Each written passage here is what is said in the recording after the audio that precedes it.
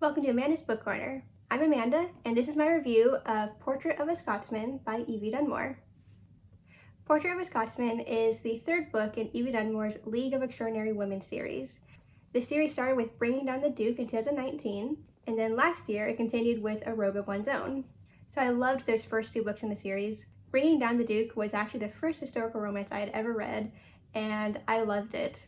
I really loved how political it was, and how strong of a character Annabelle was, and the really intelligent in conversations that she shared with the Duke of Montgomery, Sebastian. I just thought it was a brilliant book, and I was so excited for the second book to come out. So as soon as A Rogue of One's Own came out last September 2020, I read it as soon as it arrived, and I think I might have liked it even more than the first one. I really liked Lucy and Tristan's story. Lucy has kind of spearheaded this group that the four women characters are in, and their fight for women's rights. And she's a prickly character, but I like how she and Tristan kind of came to understand each other and learned to work together and trust each other. And I just really loved how their story unfolded, and it was excellent. So after those first two books, both of which were 5 stars out of 5 stars for me, I could not wait for Portrait of a Scotsman. And spoiler alert, I think this actually might be my favorite book so far. Evie Dunmore keeps outdoing herself. It's amazing. So Portrait of a Scotsman, it follows Hattie. Hattie has been in the previous 2 books, and I always had a soft spot for her. She comes from a more upper-class background than the other women in the books, and although she definitely is a suffragist and she participates in these different activities and she really does care about advancing women's rights and being involved in the movement, she comes at it from a rather different place than Annabelle or Lucy did. While they're kind of fighting against how unfair marriage is for women, and Lucy, for example, refuses to marry until the Married Women's Property Act is amended. Hattie, on the other hand, she's always been a hopeless romantic. She likes to read romance novels. She has fantasies about the kind of man she'll eventually end up with, and she comes from a place that's a little bit more naive, maybe immature in a certain way, but she's a really sweet character, and I really like her. But of course, although she envisions a nice, soft gentleman for herself, Lucien is anything but. So Lucien is a self-made man. He kind of rose up from nothing. He was very poor as a child growing up in Scotland. He's kind of developed a reputation as a very ruthless financier. He's known for ruining men because of the debts that they owe him. He definitely comes across as brooding and dark and just kind of unsavory for people in Hattie's circles. So I really love these two characters. They're definitely opposites in a lot of ways. They first meet in a very interesting scenario that involves some misunderstandings and an unexpected kiss. And thanks to Hattie's dad, who's been trying to work with Lucien in a certain capacity, she ends up seeing him twice more. On the third meeting that they have together, that's when things go down. Let's just say Lucien and Hattie are caught together, and it forces them into a marriage that Hattie certainly doesn't want. Lucien does want it for various reasons of his own. But for Hattie, this really is an example of how few rights women have at this time. She has really no say in this, and her dad, who she's always, it's always been a tight-knit family, but her dad essentially sells her off half price to this guy that no one in the family trusts or likes. So Hattie and Lucien enter into a very difficult marriage. It's interesting seeing how they navigate this marriage, how they come at it from very different perspectives, backgrounds, goals, and the tentative way that they try to form a relationship despite the baggage and insecurities and secrets that they have behind them.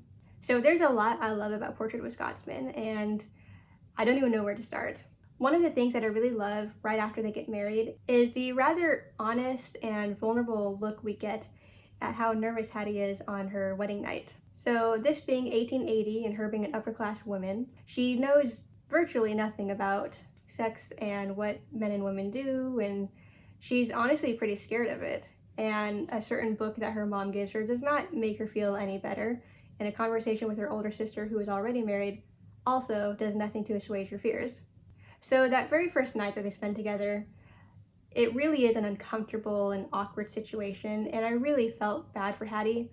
You could sense how uncomfortable she was with the way things were proceeding, but I really like that despite not being a gentleman, Lucien actually does show that he really does respect her and care about her feelings, and I like that he keeps checking in with her to see if she's okay with how things are moving forward, and he tells her directly, like, you don't have to do this if you don't want to, and I don't want to do anything until you're actually ready and you ask me for it. So I really like this conversation that they have. It's a Victorian take on consent. I think it's a really important scene that we see in this book. This book does kind of dive into the relationship between sex and politics, and I really like that. And that also kind of leads me to another point that I love about this book, is how political it is. So as I mentioned, the League of Extraordinary Women series, the whole series is very political. It centers these 4 women who are actively fighting for women's rights in the early 1880s in England.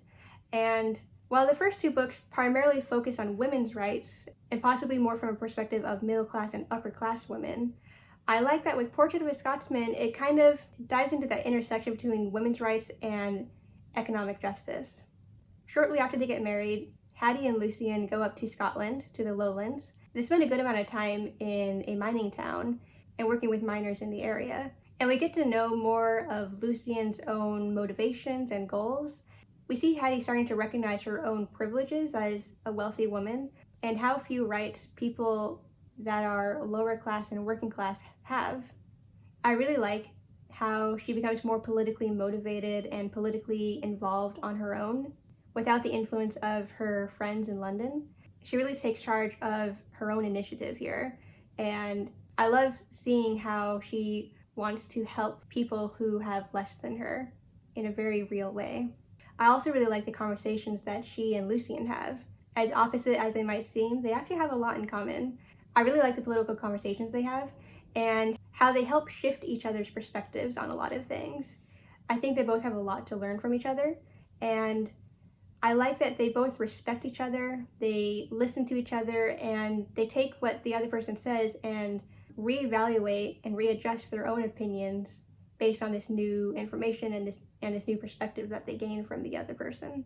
Their relationship really is intelligent and thoughtful, and I like that. And that is a theme that I really enjoyed in the previous 2 books as well. In addition to talking a lot about politics, I also like the conversations that Hattie and Lucian have about other things. Early on, we get to see them talking a lot about art. Hattie is an artist, and she's going to Oxford to study and improve her own artistic skills. And I like their conversations around that. I also like their conversations around technology. Lucian is more interested in technological advancements, including electricity and photography. And I like how Hattie starts to look at art in a different way and starts to think maybe art isn't just painting, but maybe it can also include photography, which is fairly new at this time. Another thing that I really loved about this book is their conversations about literature. One of my favorite scenes in this book is when Hattie, who is quite angry at Lucian at this time, she starts comparing him unfavorably to characters in the novels that she has read and loved. He doesn't live up to Mr. Bingley, which is her favorite character from Pride and Prejudice, of course. He doesn't even live up to Mr. Rochester in Jane Eyre. She ends up comparing him to Heathcliff in Wuthering Heights. And poor Lucian, he hasn't read any of these books. He doesn't know what she's talking about. He doesn't understand the comparisons that she's making. And it's a really hilarious scene. But I like that later on, he takes it upon himself to do his own research and draw his own conclusions about Heathcliff.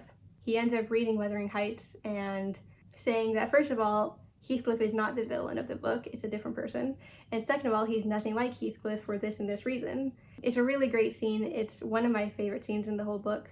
Those 2 separate scenes, I really enjoyed them both.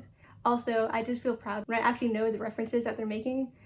I was an English major, but for whatever reason, there are tons of classic novels that I just have not read for some reason. In this case, actually, I've read all 3 and actually love all 3 of them. Pride and Prejudice, Jane Eyre, and Wuthering Heights are all among my favorite classic novels. So it was pretty fun to see these characters discussing literature that I also have read and enjoyed. And I just want to point out that although Hattie compares Lucian to Heathcliff, there's actually a different figure in history that I would compare Lucian to upon learning certain information about him. I won't tell you who because it's a little bit of a spoiler, but I just want to say, as I got to know Lucian and understand the real things that he was doing and his actual motivations, I thought he was great. I like his politics. I like what he's doing. I support. There are a lot of other great things to get into in this book, and I don't have time to talk about everything. I just want to briefly mention a few other things that I really appreciated about this book. One is I like how Hattie isn't your standard slender heroine in the book. I like that she's plus size, and it kind of shows some body positivity in romance, which I appreciate. I also like how this book highlights dyslexia. Hattie has what she knows as word blindness, but of course today we call that dyslexia. And my heart breaks for how much insecurity that causes her, but I like that by the end her perspective on that has changed a bit, in part thanks to Lucian. Another thing I love is the close friendship that Hattie has with Annabelle, Lucy, and Katrina. I think they're such a tight-knit and supportive group, and I like that they are always there for each other and they better each other, and I think they're just really great together.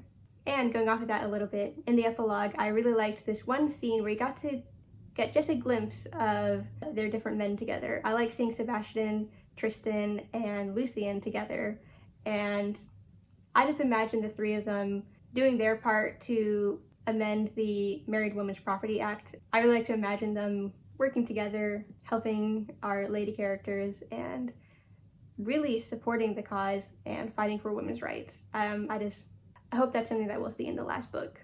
So as this book came to an end, I really enjoyed the last several chapters. There are some important conversations. There is a pretty nail-biting scene that happened, which I'm not going to talk about, but it's pretty exciting. And at the end, there were some tough decisions that Hattie had to make, and although I was surprised by it and my initial reaction was to be a little bit upset by it, in the end I think it actually was the right choice, and I think that it only made her relationship with Lucian stronger and have a sturdier foundation. I mean, it's still a happily ever after, but it definitely goes about it in a different way than you might expect, which I think is great. So I completely adored this book. I flew through it. I can't stop thinking about it. Every second that I wasn't reading it, I was thinking about it and imagining the characters, and I'm just sad that it's over. And my biggest dream would be for there to be a full sequel for this novel, and I don't mean the next book in the League of Extraordinary Women series, which will be about Katrina and whoever her mystery partner is, which I am excited for that book, of course, don't get me wrong. I love this series so much, but I feel so attached to Lucian and Hattie that I really wish they could have their own sequel of what's next in their lives. Maybe a novella, I don't know, but I really love them, and I just want to spend more time with them. Portrait of a Scotsman is one of my very favorite books that I've read this year. It's my favorite book from Evie Dunmore so far, and that's saying a lot because all three of her books have been 5-star reads for me so far, so she just keeps getting better, and it's amazing, and I can't wait to read the next book in her series. This is a book that you have to read. Even if you don't have any experience with historical romances, even if you don't think you even like them, trust me, if you read this book, you will change your mind, you will love them. It is excellent. So I hope you enjoyed this review video. If you'd like to see more, you can check out my full written review that I wrote for the book. It's on my official website, amandasbookcorner.com. You can also see it on Goodreads. So thanks for watching. Please like, comment, subscribe, ring the bell, all of that great stuff to see all of my latest videos. I make video reviews of all the books I read, so you can come back to my channel at least once or twice a week to see all of my latest videos. I hope to see you there. Bye!